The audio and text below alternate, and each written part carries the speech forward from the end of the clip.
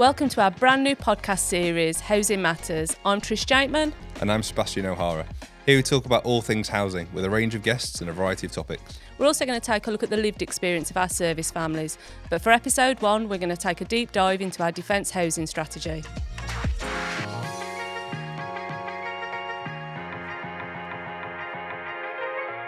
Welcome to Housing Matters, and could you introduce yourself, please? Yep, so I'm Chris. I am a military spouse and an RAF reservist and a dad of 6. Wow. Okay, David, can you beat that? No, I definitely can't. I'm David, and I'm David Brewer, leading on defence housing for Ministry of Defence, and I can't come close to competing with 6 kids. So I've got one, and she's just at university age, so... Fabulous. Well, thanks both for being here today, and we're going to sort of delve into the defence housing strategy a little bit. Really interested, Chris, to hear about your lived experience, and if perhaps let's just start there and just sort of talk to us about what is your lived experience in accommodation. Okay, so I met my wife in the Falklands. So our first kind of taste of military accommodation was over in the Falklands at Mount Pleasant. Then we got married and we had our first married quarter in Germany, and we've moved 10 times now in 10 years. So a lot of times, so we've kind of experienced some really terrible houses, but some really nice houses as well. And I think the one we're in right now up in Watersham is probably the best one we've had so far. So it's been a bit of a journey, lots of moving, not too keen on the packing boxes and the moving actual doing that, but I love the adventure of moving from house to house and, you know, checking out the garden and checking out all the rooms. I love that kind of adventure of moving into a new house. Not too keen on the actual process of it, but love getting to a new house. And just when you talk about this sort of not so nice homes, what was it in particular that made those homes not so nice? And what is it about the home you've got today that makes it a really good home for you and your family? I think they varied so much. So size, I think, definitely matters. We've got quite a large family, but obviously we didn't down the years, but so that's grown. So size, I think, is important. Having space, because you accumulate so much kit over the years. I think size is a big one for me.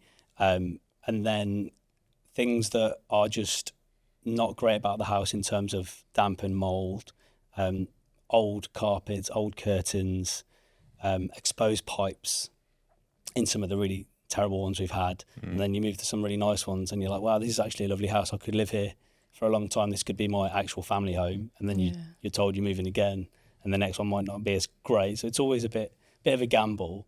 But yeah, I'd say in terms of the nicer ones, it's just a place that you want to make your home, and the ones that aren't so nice, you're not too keen and can't get out of there quick enough. Yeah.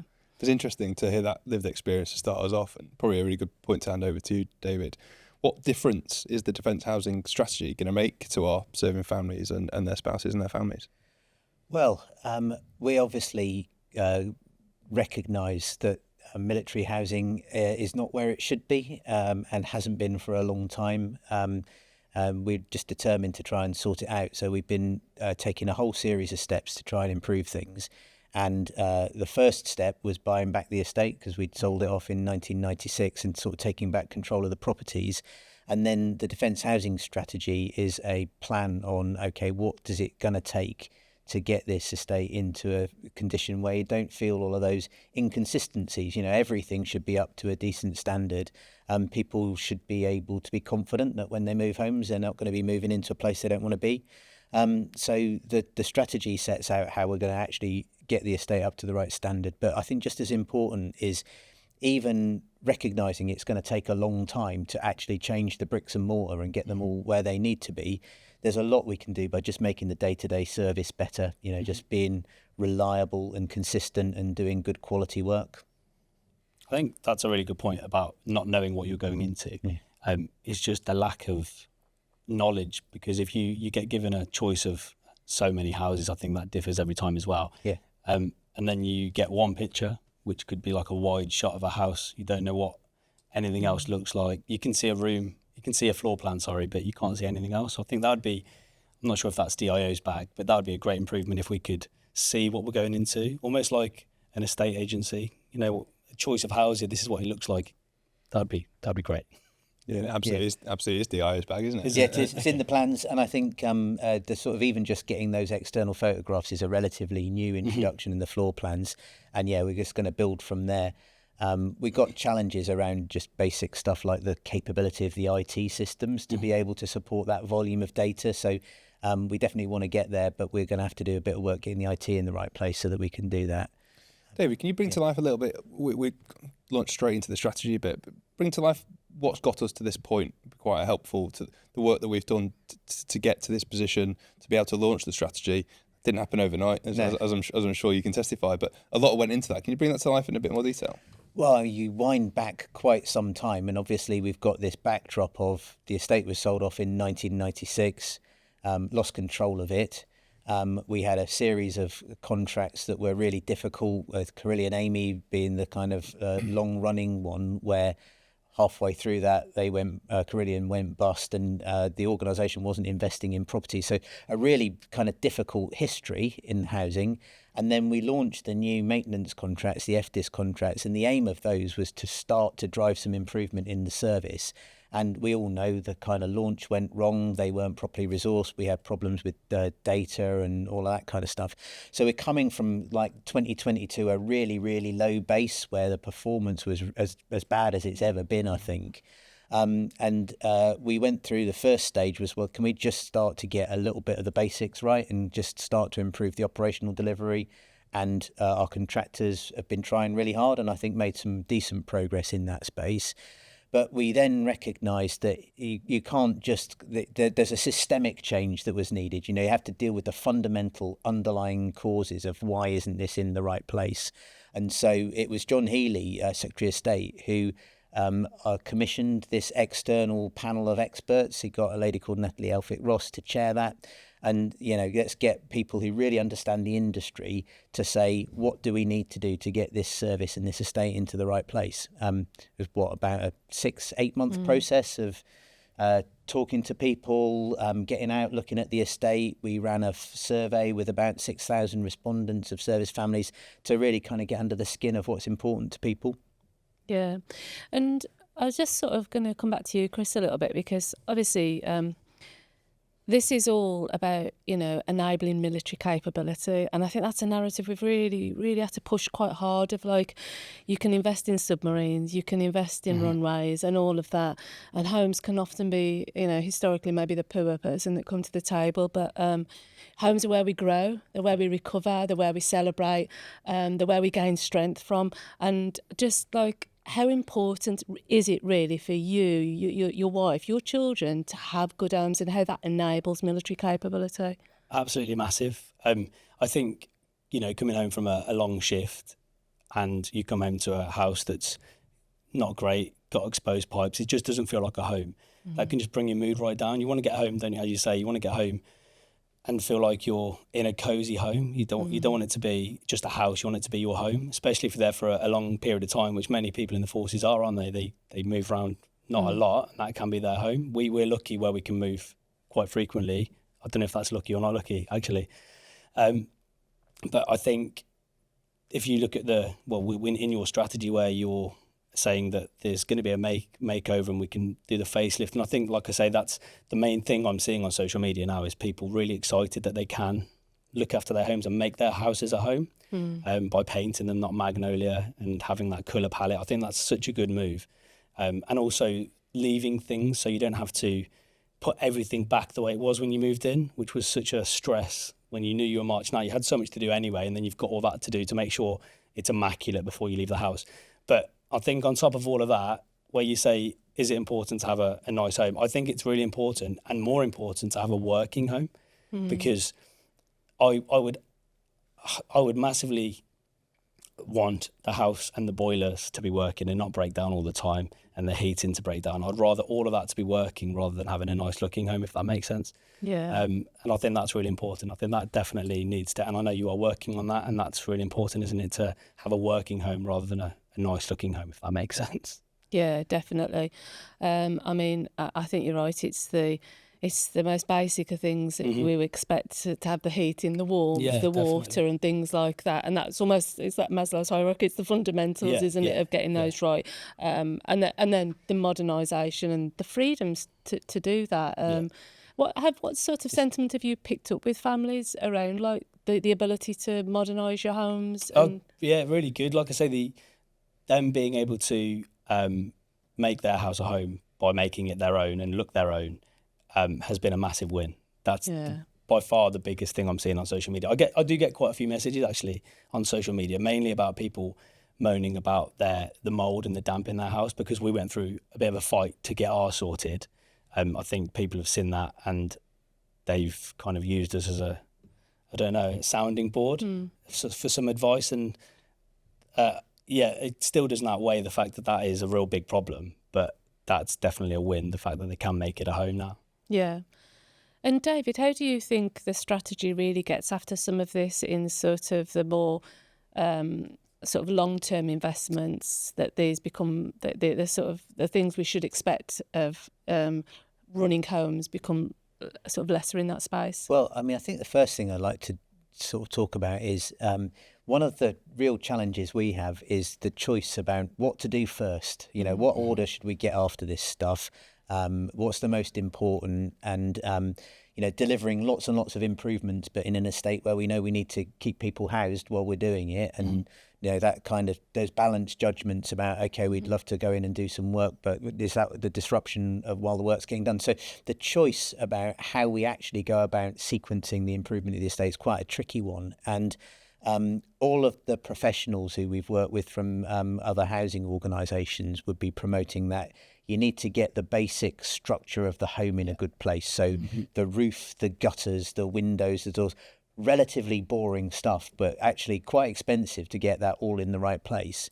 And then when we talk to families, actually the thing that come back in as families' priorities is the modernisation and the aesthetics. So the kitchens, the bathrooms, the white walls, the hard floors, so those sorts of things. So it's a really difficult balance to judge how you go about doing those things. And obviously we'll be doing both of those. But the damp and mould piece is particularly frustrating because that's just utterly unacceptable in any environment. Having homes that aren't dry, that have got mould problems, it's just got to be sorted. But it's probably the most difficult issue to deal with the underlying causes, because often the causes of that damp and mould are really deep-seated sort of elements about the physical structure of the property. So look, what we've been trying to do in the strategy kind of goes into this is make sure that we can deal with the immediate symptoms by getting out, doing inspections, doing ventilation improvements, those sorts of things quite quickly, but also that kind of long-term plan to get after the roofs, the external wall insulation, all of that kind of stuff that gets rid of the problem at the root cause. It's really interesting. You mentioned the word modern earlier, David. What does a modern service family property and an estate, what do you envisage that will look like? What does that look like, and how's the strategy going to help bring that to life? Well, I guess the first thing is all families are different, aren't they? It's really dangerous to start thinking about a military family or what a military estate looks like, because everybody's different. And I think that talks a little bit to the point Chris made, which is actually giving people the freedom to just make a few little adaptations and changes for themselves is really, really important. I think they want the same as any other family, really, which is the confidence that you're going to go back to a home that's warm, that's kind of some of the most difficult stuff we heard when we were going through the strategy is kids saying, do you know what, I'm embarrassed to bring my friends back home. We had that sort of quote a few times. And it needs to be something that the family feel they can bring other people to. They're not embarrassed about the environment that they're living in. Yeah, so I think really making sure that those homes are something which match modern standards. I think as well, the bit that I'm really driven by is like, and you've probably really seen this in 10 years, because you do only look 30, by the way, and I'm sure you're somewhere around there, but is the sort of the transition we've had from sort of the cultural change as well. So you sort of go from that area where standing over the sort of chicken wire fencing, talking to your neighbour, and I know that still does exist in some patches, but there's a lot more sort of introvertedness, wanting to stay in your homes, and want more for privacy. So I think I'm really interested on your view about like how we build communities as well that sort of tackle the isolation, but enable the sort of cultural shift that we've had as well that's happened over the years. Yeah, I think the military community is really good at creating their own communities, aren't they? You move into a camp, and for me, it's joining the wives group because I'm one of them rare military male spouses. But there is always something going on. And the chicken wire fence thing, that was literally like our last home. The fence is not meant for dogs; they just jump over it. So you can lose your dog, and 10 gardens down, your dog's gone. But I think, it's Sounds like quite a big dog. the fences are only this big. I think, again, I don't know if it's DIO's bag, but the playgrounds, I'm sure it is actually, isn't it? The playgrounds are brilliant. Yeah. Where we live now, there's a brand new play area just behind our house, which is pretty brilliant for families anyway. But for, I suppose, those without children, I don't really know. It's quite hard. I think it is, tackle. and I sort of spotted one of your socials, and I was like, "That's amazing, that is," because I was just like, it must have taken you longer to get ready because I think you were going on some sort of run, and you'd got one of your children on your back, you'd got the double buggy, you'd got the morning bike. So I was like, that's just amazing. Kudos to you for getting them all ready and seated. But I think like having the sort of green space and the space to physically get out there, I'd imagine is really important to you when you've got a young family as well, to wear them out ready for their nap time and definitely things like that. Well, that's why we're so lucky where we are now, because we're on a camp, and at the weekend the camp's dead. Yeah. So there is lots of space for us to go out and enjoy and explore, and there's many families on our patch as well that do that, and it's really nice. But I'm not sure if you go to any other camp, I'm not sure what it's like in many other places. I think we're very lucky now. Yeah. Whereas in the last patch, it was very busy, just main roads, and you couldn't really do that, especially not with young children learning to cycle a bike. But now we're very lucky, I think. Yeah. With children in mind, what does that forces first approach in the strategy? What does that mean for families, David? And thinking specifically around the importance of children in our families and the importance of the home for those children. We've talked about families moving a lot and frequently, and those re-embedding into new environments really, really frequently. Yeah. How important is that family's first mindset and that pillar within the strategy going to help benefit families in the future? Well, I mean, look, I think the first thing to say is it's a proper sacrifice in being a military family. Obviously there are great things about the job, great things about the career. But I mean, I've been working with the military, alongside the military, for about 7 years now, and it's been fantastic privilege. I didn't know very much about military before I started in the job, and it's been great to get to know people in the military. But I just also reflect it's incredibly demanding, and we've had people who've been sharing some research with us that document the impact of that regular moving on child attainment and education. And one of the points that really brought it home to me is just a reminder that when you move home, it's often the time that sort of things stop in your life, whether it's the gymnastics class or the football team or what have you. We moved when my daughter was 11, and that was a point where she gave up ballet and what have you, because it's just a kind of natural break point. And if you've got one of those happening every 2 or 3 years, it's just a constant pressure to just try and maintain everyday life, and it's hard.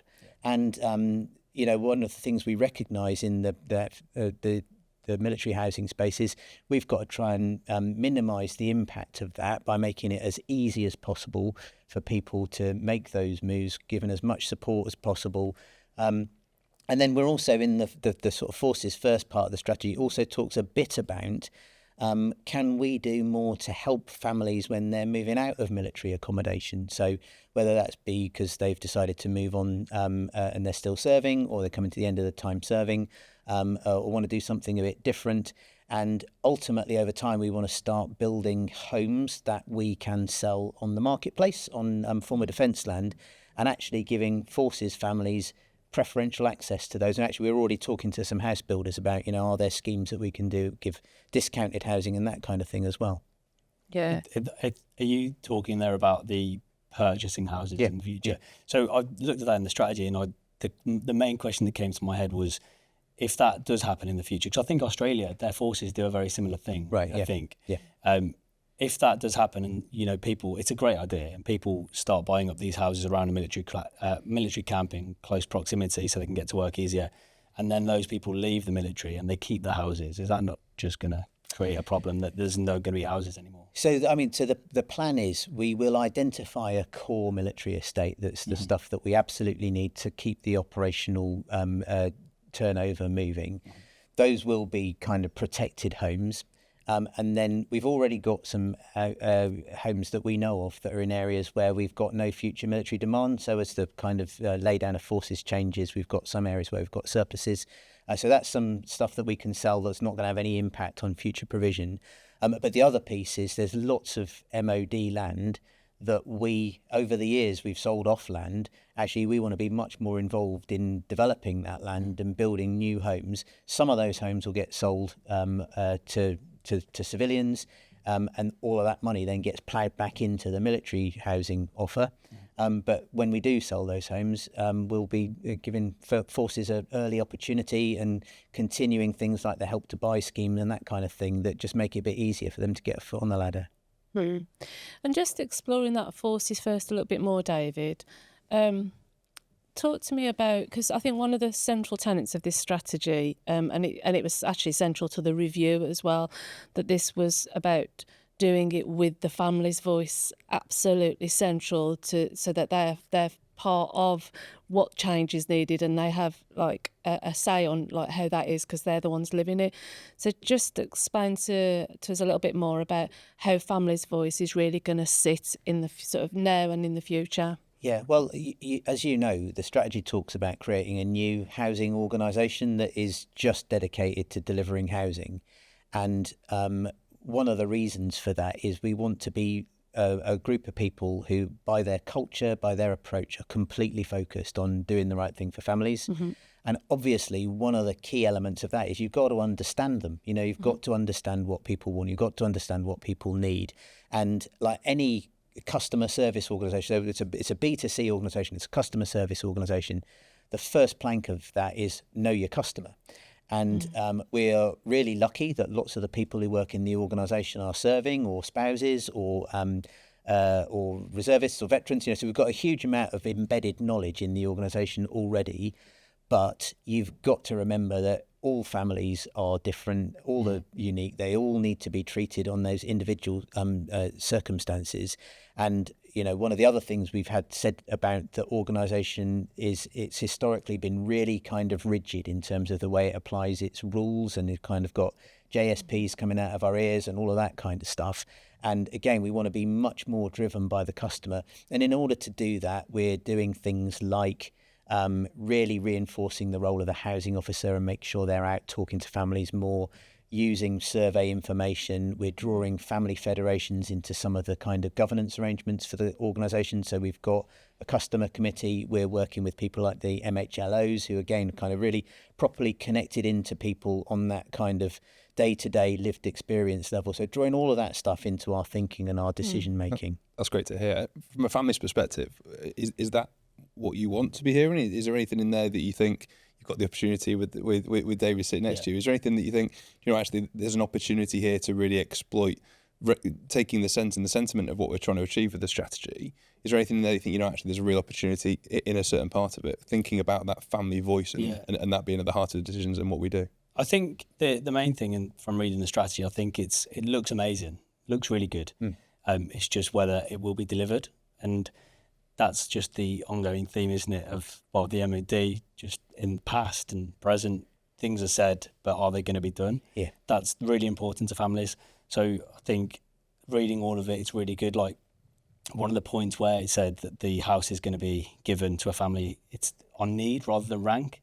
I know that was attempted, wasn't it, a few years ago, but was knocked back by some officers' spouses. That in the strategy said that is happening. I'm not sure if that is happening or not, but you've got really large families. I think I'm really lucky because Kelly's an officer, so we do get a decent house. But then you look at other ranks houses, not great, and they're not as big. Whereas you then got a few officers around that. There's one of them or two of them in a massive house. Yeah. You've got a family of 7 in like a 4-bed. So I think the issues look great and it looks like you're addressing them on paper, but is it going to happen? So, look, I mean, let me take those in a couple of steps. Firstly, is it going to happen? I think one thing that is really different about the strategy, there've been similar documents have been produced in the past, and I've read lots of them, and they all say this is what we should do. And it's really easy to write down what needs to happen. It's really easy to kind of state the problem. One of the things that I think is really different about this strategy is it talks a lot more about what's the machinery that has to be in place to actually deliver it. So, it talks about setting up a new housing organisation. The bill is going through Parliament at the moment that will create that. So kind of it locks in the fact that there are some people who are properly going to be held to account for. You've got one job, which is sort out military housing, and be held to account for it. So I think that creates something which gives us a much better chance of delivering than we have done in the past. And the other thing is we've got really strong political leadership, and the leadership has properly committed to funding the work. And those are the two things, aren't they, that make a difference about whether you're able to follow through. Because everybody in the organisation really wants to make a difference, wants to follow through. They just need to be given the tools and the ingredients to make it happen. So I think there's a couple of really important differences that mean we're starting off on a different platform than we've ever been with any of those previous ones. And then in terms of the kind of the sizing and what have you, what the strategy actually talks about is it's a bit of both. So people need to have the right homes, they need to have appropriate homes, and fundamentally every family needs to have a home which is of a suitable size and appropriate location to meet their needs, and that is true. It also recognises actually that one of the factors you need to take into account is people's position in life and kind of where they're at in their career, and it's a legitimate consideration. But fundamentally, making sure people have got a home that's fit for what they need is the main point. I think also the communication is obviously very, very key. So just telling the families what they can expect. And, I've heard loads of different stories of response time. So this house, for example, that we moved into now, it's just a nightmare start. Our heating broke literally the first week. And then we were told that, we can't send anyone out to you for 48 hours because that's our contract. It's like the whole computer says no scenario. So we can't send anyone out. Eventually, after backwards and forwards for a few hours, they said they'd put us up in a hotel. But then talking to another family, they did have to wait the full days. They weren't offered a hotel. So I think it's communications and just talking to the families about what they can expect and leveling with them, basically, so they know what's happening. I think we could probably spend another kind of hour or so talking about the ins and outs. There's lots in that strategy, which I think is going to be hugely beneficial to families. Is there anything from a family's perspective, through that family's voice lens, that you really want to bring out that you think is a real positive that you've seen so far?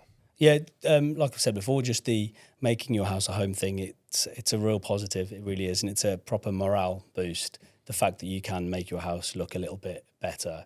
And I'm not sure how the next march out's going to be, because everyone knows, when you march into a house, it's not great, and when you march out of a house, it's expected to be the Ritz and immaculate.